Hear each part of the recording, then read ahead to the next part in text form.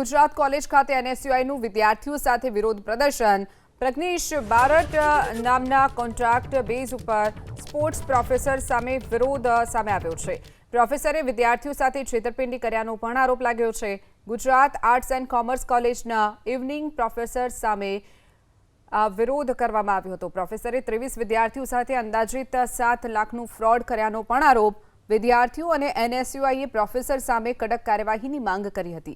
પ્રોફેસરે એરફોર્સમાં નોકરી સહિતના પ્રલોભનો આપી અને છેતરપિંડી આચર્યાનો પણ આરોપ લાગ્યો છે।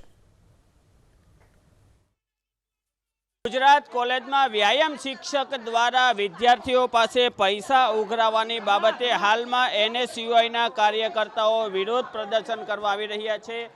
जे प्रिंसिपलनु केबिन है तेनी बहार मोटी संख्या में एनएसयूआईना कार्यकर्ताओ विरोध प्रदर्शन करी रह्या छे अने जे विद्यार्थीओने जे लूंटनार जे शिक्षक है तेमनी विरुद्ध कार्यवाही करवानी तेओ सतत मांगणी करवामां आवी रह्या छे।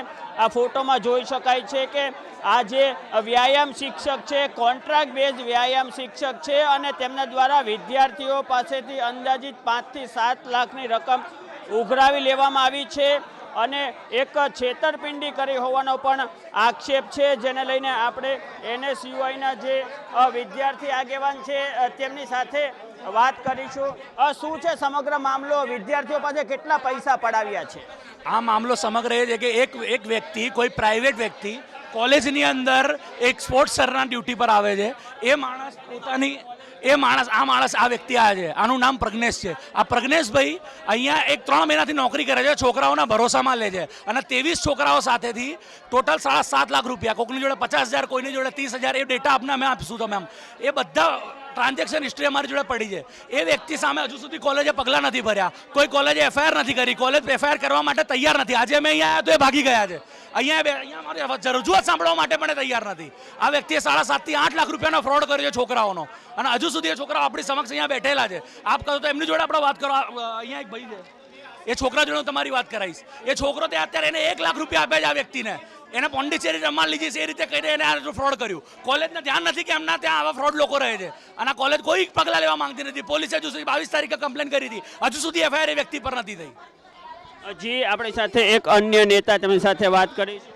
ગુજરાત કોલેજ ખાતે એક ફ્રીલેન્સના જે પ્રોફેસર રાખેલા હતા, એ ફ્રીલેન્સના સ્પોર્ટ્સના પ્રોફેસર વિદ્યાર્થીઓ પાસેથી ઠગાઈના નામે 7 લાખ રૂપિયાની ઠગાઈ કરી છે।